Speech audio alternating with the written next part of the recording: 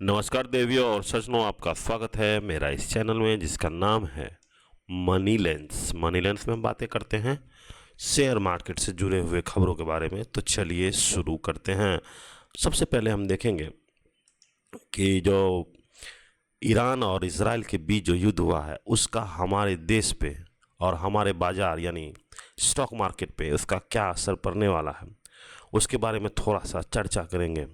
कि जब जब देखिए, इज़राइल ने कभी नहीं सोचा था कि ईरान इतना बड़ा रिटेलिएट करेगा। ईरान के पास अब जो है खुल के रसिया का सपोर्ट आ गया है और चाइना का भी सपोर्ट है। उसके हथियार से वो देखिए यहाँ पे लिखा हुआ है कि फ्रेश अटैक किया है इज़राइल पे। तो एक्चुअली में समझने की कोशिश कीजिए कि जैसे ही मिडल ईस्ट में लड़ाई शुरू होता है तो सबसे पहले जो इम्पैक्ट पड़ता है वो होता है क्रूड ऑयल पे। जैसा क्रूड ऑयल पे आप देखिए कि पहले 68-69 के आसपास था, जो आज है 71। कल तो ये 73 के आसपास पहुंच गया था। लेकिन जो 7 से 8% का जो इंक्रीज हुआ है ऑयल के प्राइस में, उसका इंडिया पे बहुत ही इम्पैक्ट पड़ेगा, क्योंकि इंडिया जो है नेट इंपोर्टर है ऑयल का। ये हर काम के लिए ऑयल की ज़रूरत पड़ती है, चाहे फर्टिलाइज़र हो, ट्रांसपोर्टेशन हो। तो एक तरफ से अगर यहाँ पे अगर ज़्यादा दिन के लिए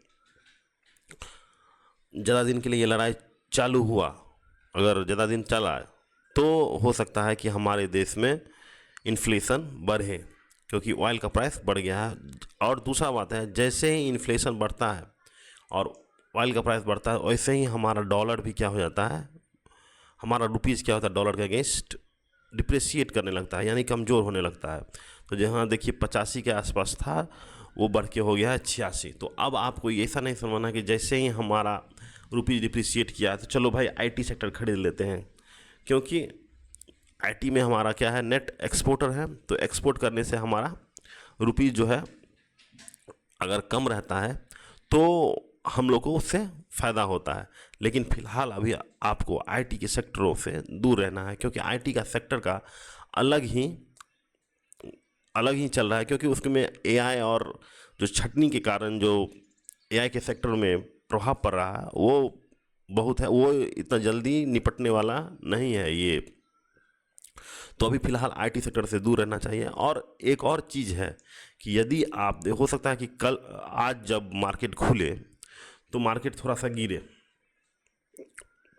क्योंकि ईरान और इजराइल की लड़ाई के बीच में जो ऑयल प्राइस बढ़ा है, तो हो सकता है हमारे मार्केट पे भी दबाव पड़े। पिछले 2 दिनों से आप देख रहे होंगे कि मार्केट गिर ही रहा है।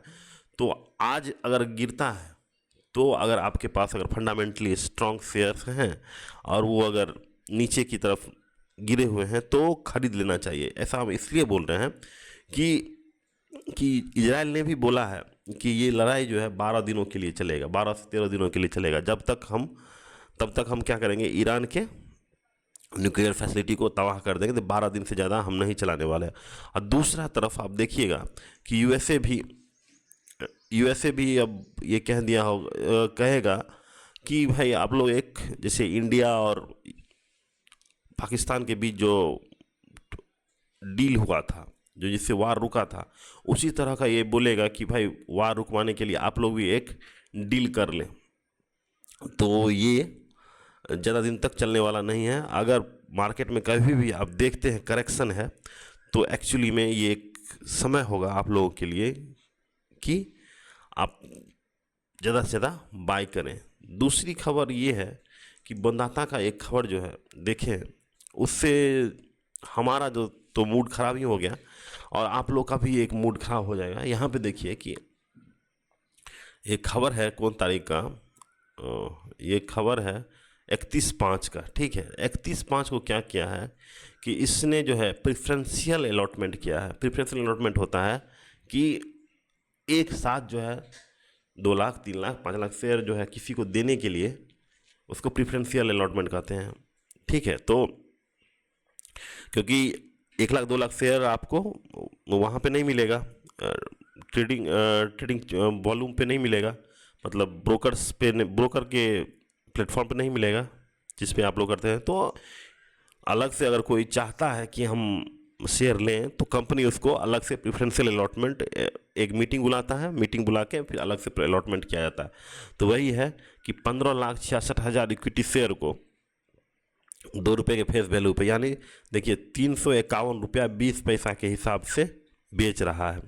तो एक्चुअली में अब देखिए क्या हो रहा है अभी अगर करंट मार्केट प्राइस देखिएगा बोनदाता का तो 443 है, लगभग 100 रुपये नीचे, ठीक है। यहाँ पे 351, 100 रुपये नीचे।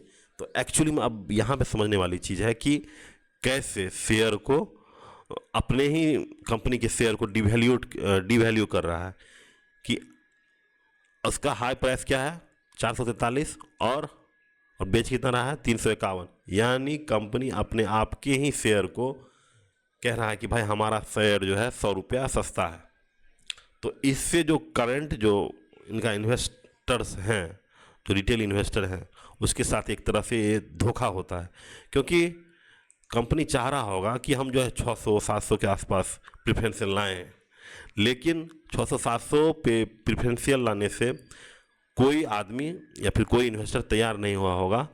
तो एक्चुअली में वो क्या किए कि प्राइस ही कम कर दिए और तब वो इन्वेस्टर जुड़ाए।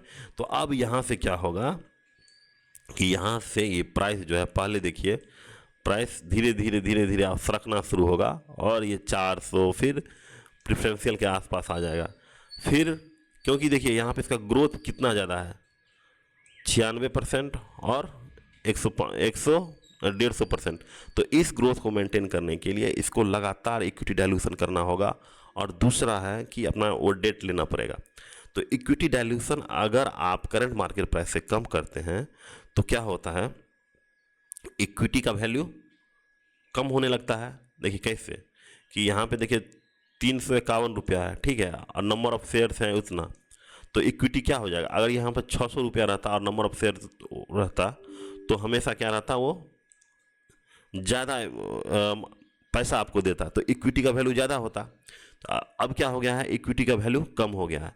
तो आरओई पे इसका असर ये पड़ेगा कि आरओई क्या हो जाएगा, धीरे धीरे कम हो जाएगा। हम जैसे जानते हैं इसका आरओई पहले 60 के आसपास हुआ करता था, अब धीरे धीरे देखिए 36।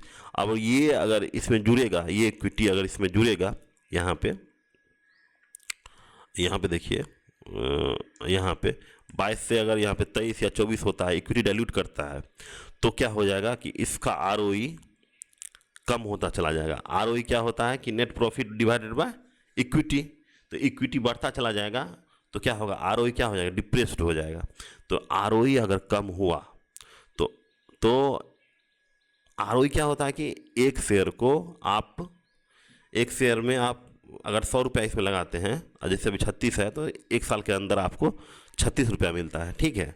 तो उस तरह अगर आरओई कम होगा तो आपका क्या होगा कि शेयर प्राइस भी धीरे धीरे कम होता चला जाएगा, क्योंकि लोग सोचेंगे कि भाई हम 100 रुपया लगा रहे हैं, अब 20 ही रुपया आ रहा है, यानी 120 रुपया, पहले 36 आता था।